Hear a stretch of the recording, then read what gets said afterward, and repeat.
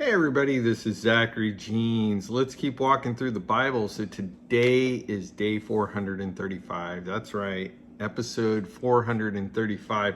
We are in First Kings, and we're looking at the life of Elijah as First Kings details it. Today we're going to be introduced to Jezebel in detail. I had misspoke yesterday that she was with Ahab at the get together with all the prophets of Baal and Asheroth. She was not. She was back in at the house in Samaria. So in Jezreel specifically. So that'll show up here today in today's text. But she is pretty vicious, very vindictive, and she is going to throw down the gauntlet to Elijah the prophet. He's going to go through some depression and anxiety and all the things that you and I feel. Well, hi Tuli. Yeah, we got a new kitty in the house. Well, not literally in the house, but in the shot. There we go. All right. Can you say hi, Tuli? No, she's not much of a talker. But she is sweet. She is a barn cat that came to this house from the previous owner with her sister April. And April is a tuxedo. Got a little bit of white and black and really sweet. Anyway, they sleep together on this chair that I'm sitting in at night. And it's just the sweetest thing to see them, sort of nuzzle each other, and one will lay on top of the other one and vice versa throughout the evening. And pretty great cats. So we're really happy to have acquired them in our move. All right, girl. I'm gonna set you down. All right, there you go. Okay, so anyway, thank you so much. Appreciate your love, appreciate your likes, hitting that little, as the guy I watch, Joe Rambo, says, the positive affirmation button. Appreciate when you reshare. This can bless anyone. Send them the link to a private message. It's great. Nobody, if they're a little freaked out about having Jesus stuff, publicly sent to them, send it to them in a text message, and you can clip things out on YouTube. So that's always an option as well. For those of you who want to, please pray. Bless what I'm doing here. Pray that the word goes out and accomplishes the work that it's meant to do. God promises it will, and it won't return void. And that's an easy prayer to pray because God promises that it'll happen. And for those that want to support what I'm doing, there are a few people who do support me financially, and I appreciate each one of them. You can go to ko-fi, so play on the word coffee, ko-fi.com / and then my name, Zachary Jeans. So that link is in YouTube, in the description, and in Rumble and what have you. So thank you so much. Why don't we stop? Why don't we pray? And we'll get into our text. We'll be in 1 Kings chapter 18. Lord, I love you. God, thanks for your word. God, I do pray, God, that your word would go out right now and not return void. It'll accomplish all the work it's meant to do. God, I pray that for these that are taking time to get in your word. And God, I pray that, Lord, for even my own heart as I'm teaching. And Lord, I just lay all this at your feet. Your glory, Jesus, not mine. Amen. All right. Okay. So again, 1 Kings. Oh, did I say 18? Chapter 19. Chapter 19. Okay. So chapter 18, he finishes up, dealing with the prophets, had them all executed. And Ahab left and went and told Jezebel. So verse 1, chapter 19.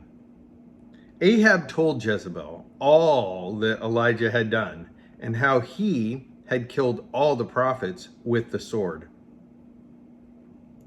I mean, can you even imagine that? A king of the tribes of Israel fleeing a horrific scene because he saw the power and the glory of God coming through the person of Elijah, and the horrific slaughter of all these religious prophets, which he and his wife and the kingdoms had been worshiping alongside and under. And their power was zilch, nothing. And no power to ignite the sacrifice. It did not happen. And then Elijah comes along, and by the power of God, not only lights that sacrifice on fire, but does so when it's soaked, absolutely soaked with water.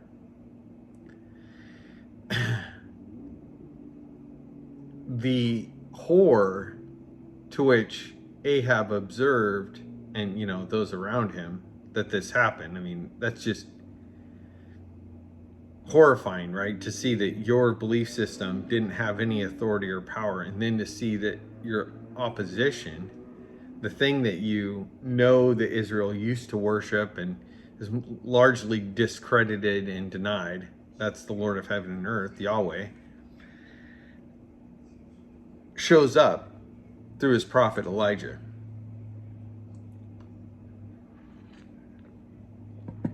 And then enacts justice on all of those religious leaders that had led Israel astray. And it was bloody and awful and horrific. And it's not like it was quiet and clean at all. And Elijah either personally walked one by one, all the way down the line, as it were, the 950 priests and what have you of Ashtaroth and of Baal, and personally cut their throat.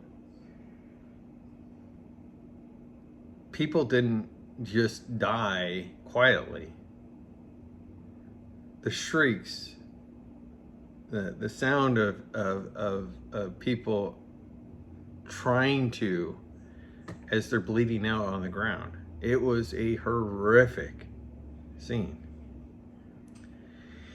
Ahab leaves, and he goes and he tells Jezebel, his wife, all that Elijah had done, how he had killed all the prophets with the sword. Then Jezebel sent a messenger to Elijah, saying, "So may the gods do to me, and more also, if I do not make your life as the life of one of them by this time tomorrow." Subtle, to the point. No great army going down there after Elijah. She just sends a word and a vow in that word. So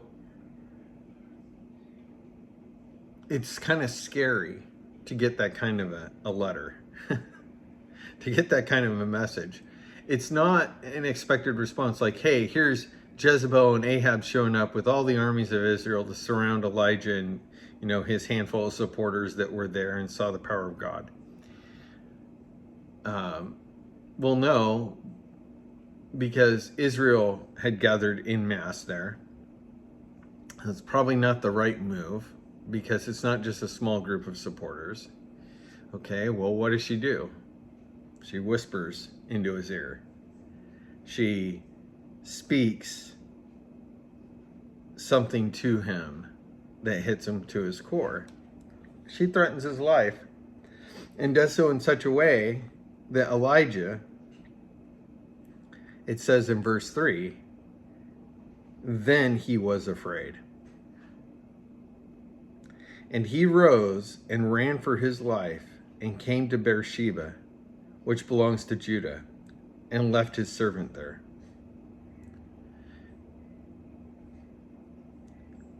How can Elijah be afraid?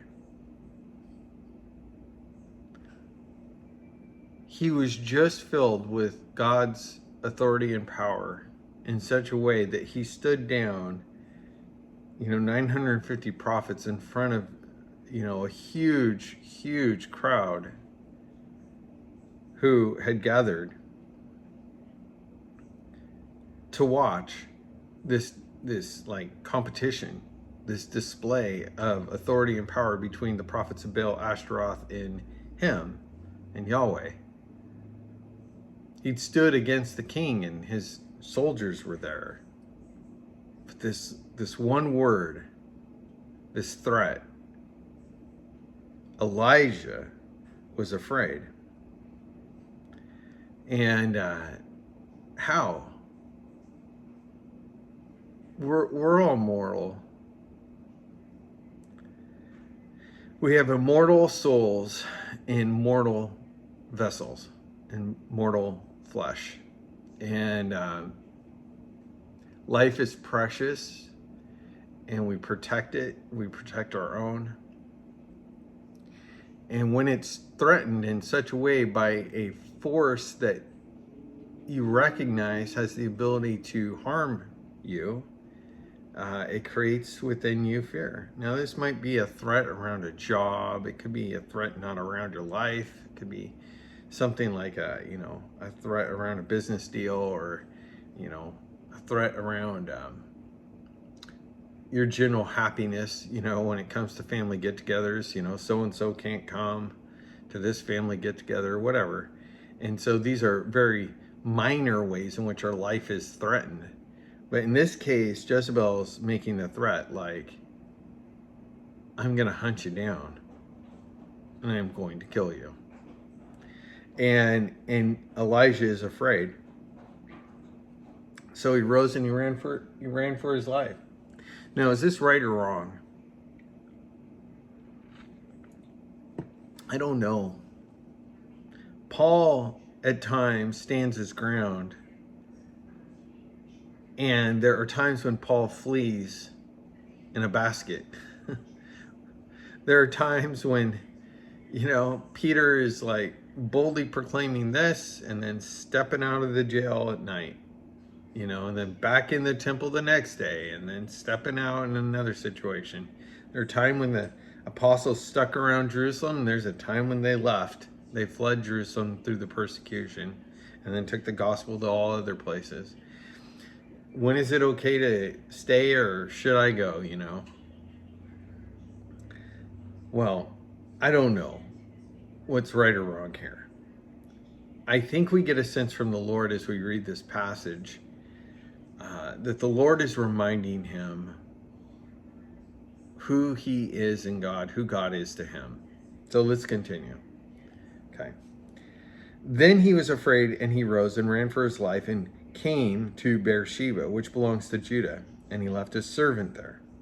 But he himself went a day's journey into the wilderness and came and sat down under a broom tree. And he asked that he might die, saying, It is enough.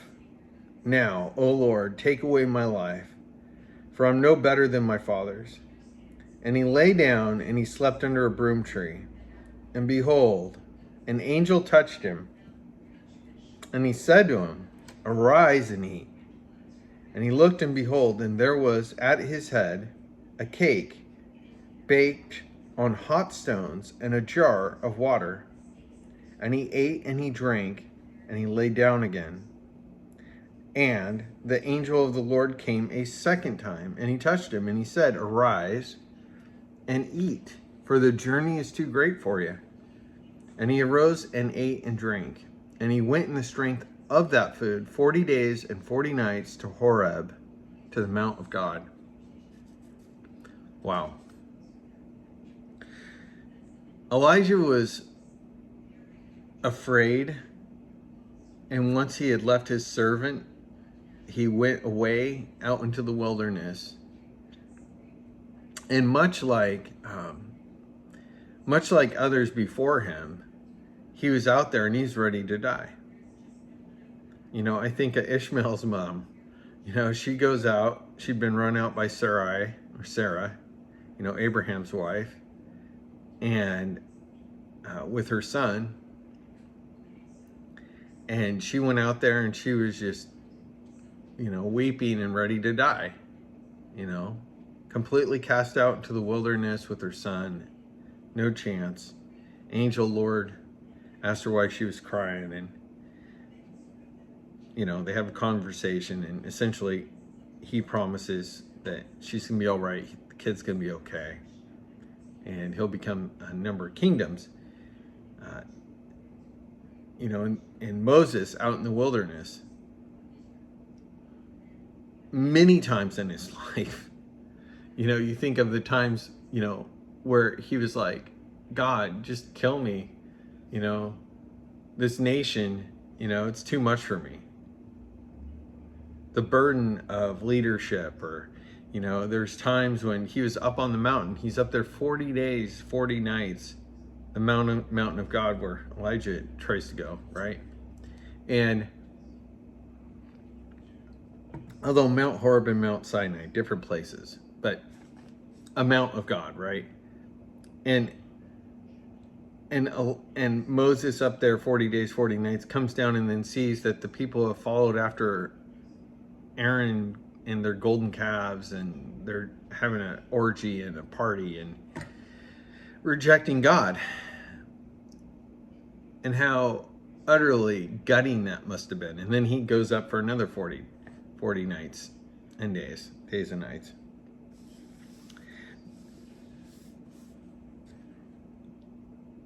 Elijah, who's felt the highest of highs with God, is now feeling the lowest of lows. I've known people, I've experienced some of this in my own life. But I think of a guy that I knew in ministry briefly, a couple different points. Somebody I've kind of known some of his family, a little bit, just distantly. And this guy was so on fire for the Lord, so bold for the Lord, got saved out of such drug addiction and brokenness, and then went on to, share the Lord with tens of thousands of people all over the world. Prayed for miracles, saw miracles happen, was as authentic as you could get. And this guy also had lows of lows. Doubted his faith, from all accounts, completely failed 2 marriages, in terms of just his support and his leadership of those families. Wonderful guy, had horrible seasons of life, despaired of life, stepped out in front of a truck, was in a coma. God brought him back, and then he spent the last 5 years of his life really living it out again for the Lord. Went to his celebration of life, and as people recounted all these things, he had died. Nobody knows exactly what it was, probably an aneurysm or something, lingering effect possibly from the other accident. Hope it wasn't drug, related. He struggled with this stuff, but this is also a guy that would march into, other religious villages in Africa or India or wherever, and share the Jesus film, and people would shout him down, and he would proclaim God's love and lead worship, and people would just get saved. Hundreds of people would get saved. It's the kind of guy that would, share the gospel in the jungles of the Amazon, going up rivers that even the local tribes were like, you don't want to go down that river. There's some people back there that aren't even they won't even talk to us, that we'll just die, that sort of thing. He is willing to go to these places. And I think of him, his highs and his lows. So how do you feel about people like that in your life? How do you feel about yourself when you've experienced God's power and his just incredible love and seeing him work in your life, other people's lives, through your life, and then you feel like you get threatened by a situation or a person, and then you just feel gutted? Elijah stood down 950 prophets or priests, right, of Baal and Ashtoreth. Personally oversaw or committed the execution and judgment of those people. Stood down King Ahab in front of all of the assembled tribes of Israel that were willing to come and watch this event. In the power and might of God, watch the fire of God come down out of heaven and burn the offering. All of it. Saw it all. And it's not all that Elijah saw and did in his life. He did and saw a whole bunch more, right? And here he is getting a threat from Jezebel. And he flees. He tells his servant, we're done. You stay here. Going on out there. And he goes out there and he's ready to die. Just God take me. I'm done. What does God do? I think God does this for any of us. Having distant observed this one person's life I'm talking about, and others, even in the midst of our failures and doubts, in the depth of our just aching depression, God will come along and he'll just give you a little bit of what you need. A lot of times he will not just come in and just shout down from heaven, or, take all this energy of people and circumstance and, lift you up. A lot of times he's just like, hey, here's some water, here's a little bit of bread, here's a saltine cracker or two, and here's some 7-Up. Let's get your strength back. Let's get you to base. And I think a lot about that when it comes to the times when I have a chance to minister to somebody who's feeling low, or even dealing with my own heart when I'm feeling low. Giving myself permission to be okay, to come back to that base little level, just bring it back to a place if something's making me sad or down, or, if somebody around me is just like, they're freaking out, just get them. You don't have to bring them to these heights of spiritual reality. Just help them get to a firm foundation of stuff. And sometimes that's just a cold cup of water, some 7-Up, a drink of something, and some saltine crackers.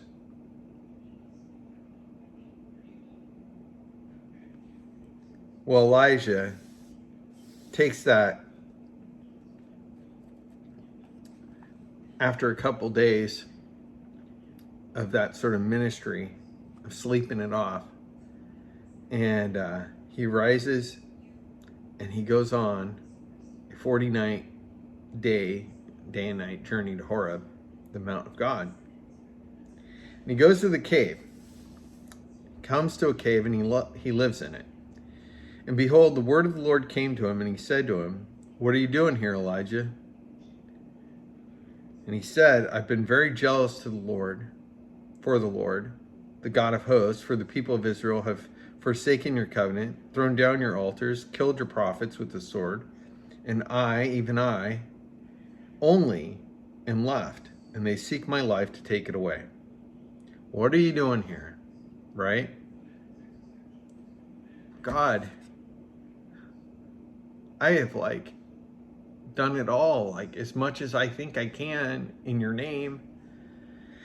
And I've survived to this point, and I'm looking around and I don't see anybody else. What are you doing here, Elijah?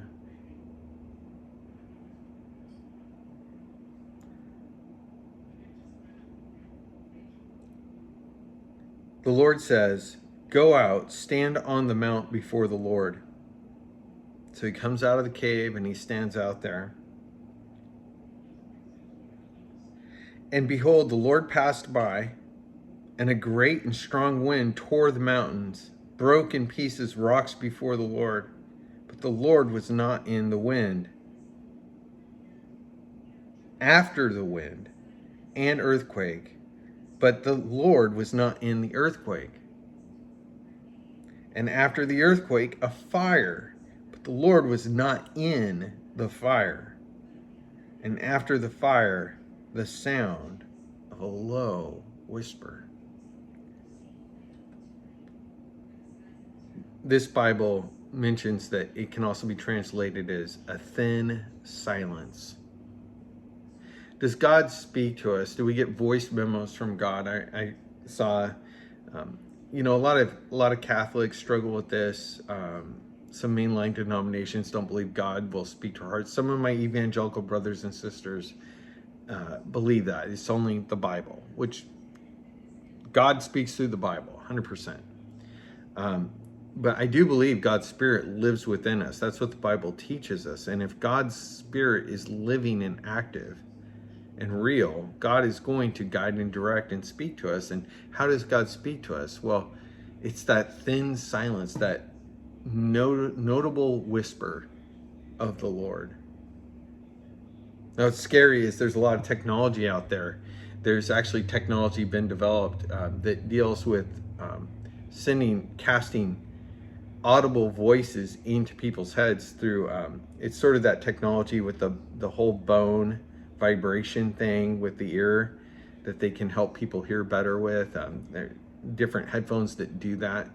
But this can be projected, and they call it the voice of God, and it's like a weapon that's used. So you got to be careful about discerning. Is that the Lord? Not just from that particular thing, but like from anything, right? You got to go, is that me? Is that a thought pattern from something else, a TV show or a podcast, or, is that a course of thinking that is not my voice? But if you know the Lord and you talk to the Lord enough, you'll realize that thin silence, that still small voice of the Lord. In this case, there is a display of authority and power that goes before the Lord. And much like, as I said, when you try to lift somebody up out of a dark, hard place, all the big stuff, let's take you to a party, or let's take you to a worship, gathering. Let's take you to a big church thing. Let's get a bunch of people lay hands on you. Let's, I'm trying to think of, well-meaning people wanting to do big things to help somebody in a very broken place, right? And the Lord gives them a cup of water and gives them some bread. And then he goes, and this guy, he goes to the cave, and he's on the mountain, and he's there, and the Lord speaks to him. He's like, come on out. What are you doing here? And it's not the fire, and it's not the wind, it's not the earthquake. It's that thin silence, that still small voice.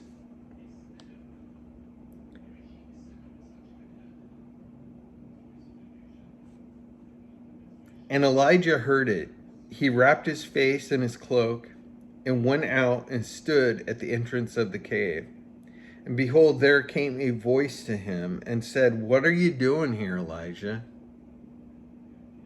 Elijah says again, I walk the walk, I talk the talk. Nobody else is left, basically. The Lord says to him, go, return your way to the wilderness of Damascus. When you arrive, you shall anoint Hazael to be king over Syria. And Jehu, the son of Nimshi, you shall anoint to be the king over Israel. So he's going to anoint Hazael to be king over Syria and Nimshi to be king over Israel. Okay. And Elisha, the son of Shaphat of Abel Mehaloah, you shall anoint to be prophet in your place. And the one who escapes from the sword of Hazael shall Jehu put to death. And the one who escapes from the sword of Jehu shall Elisha put to death. Yet I will leave 7,000 in Israel, all the knees that have not bowed to Baal, and every mouth that has not kissed him. 7,000. You aren't alone, Elijah. There's 7,000 at least, but 7,000 that have not forsaken the Lord.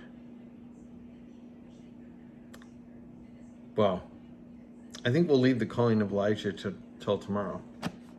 It's a heavy passage because you see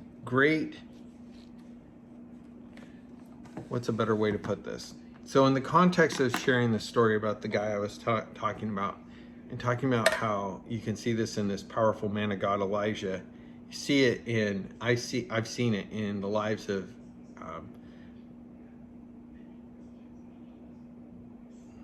those who have walked the walk and talked the talk, on fire for Jesus. I've seen them. Great heights and deep lows. Too many of them. And have bailed on the Lord in those dark times. And I think that they're still saved. I think that the work that they did for the Lord was received and rewarded.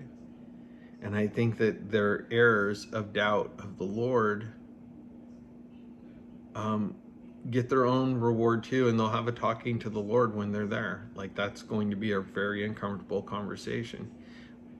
Yet, through it all, his love for them, wanting to come alongside them in their lowest moments and offer them the proverbial saltine crackers and, some Sprite, and to speak gently to them truth. That's how God works. And even the strongest and most faithful of us, or even those highest of highs in our own lives, we will see our own frailty, our own mortality, our own fear.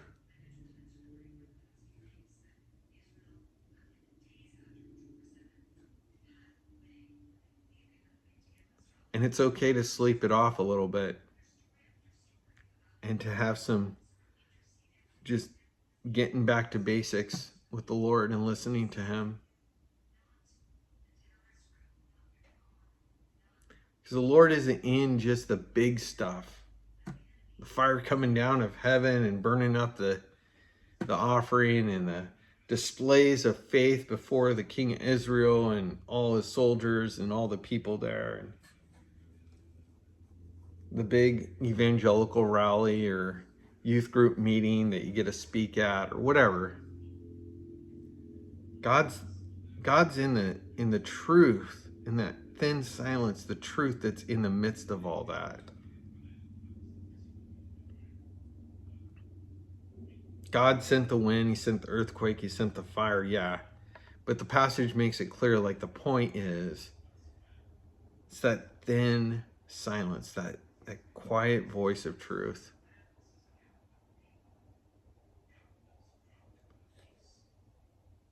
So if you're in a really dark place, or somebody is in a dark place, you don't have to come with all the answers and everything.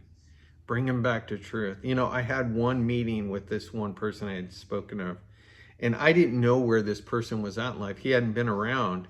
He kind of popped in and out of my life years after year. 4 or 5 years, 6 years would go by, and then all of a sudden I'd see him. We connect for just, 5-10 minutes, but it was always a very pointed sort of like, I need to ask you something, Zach. And this one time he just kind of stumbled out. He's like, hey, can we get together? He had reached out on social media. I was like, yeah. I was like, where do you want to meet? It's like, oh, meet me over by the, this one, fast food joint by this store. And yeah, let's get together. So I'm there. I'm waiting to meet him. And I thought he was going to drive up or something. And he comes walking out of like this field behind these bushes. And he comes up and he's kind of looking distant, and he comes in, he sits down, smells like he smoked 1,000 packs of cigarettes, just trying to deal with whatever stress he has, and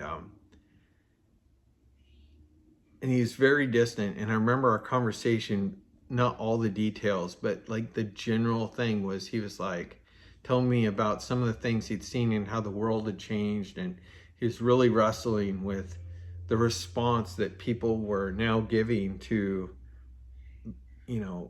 love and the truth and gospel and this and that, and whereas he was very sensitive to the way people had responded before, and now it was turning very dark and very violent and very hard, and he wasn't seeing God work in a way that he had seen before. And he asked, he's really just searching for what was true. And I remember recognizing that this wasn't just a normal conversation for him. And I just always bring guys like him that know they can trust me, because they know that I know Jesus. Not because I'm something great. That's just God smashed me in my search for truth. And he's all I got. When it all comes down to anything, he's all I got. He's the way, the truth, and the life. And in this conversation, I just brought him back to basic truth. And for him, he considered it, and then he started, I don't know, kind of took that one of those breaths. But in that moment, the enemy wants me to waver or something. I don't waver. I can't waver. For him, for the Lord, I'm not performing some big miracle. And if God gives you a moment, even with one of your spiritual friends or heroes, or somebody that you really value and appreciate, that you're like, oh my gosh, Lord, this person is like somebody I've like looked up to or looked over at, and needed support from, and they've always been there, and they're crumbling, and they're asking what the whole point is all of a sudden. You don't have to have like a big giant devotional conversation with them. Give them the saltines, give them the Sprite, give them the basic bits and pieces of core truth, and love them. And when they doubt, don't waver. Don't waver. Be strong for them. And God will bless that moment in the way in which he means it to be blessed. His word goes out and won't return void. All right. Well, hey, love you. If you're struggling, if you're wrestling, no doubt many people are, call on the Lord. Call on the Lord. Reach out.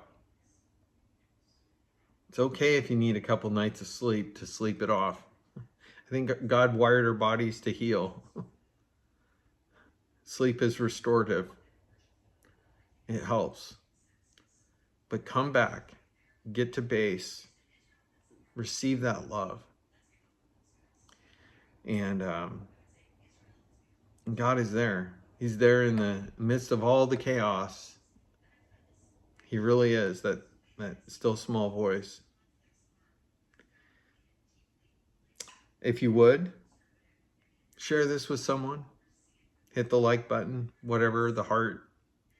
And just say thank you again to those who are continue to support me in prayer and financially. So why don't we just say this? Until next time, keep walking. God bless. Bye-bye.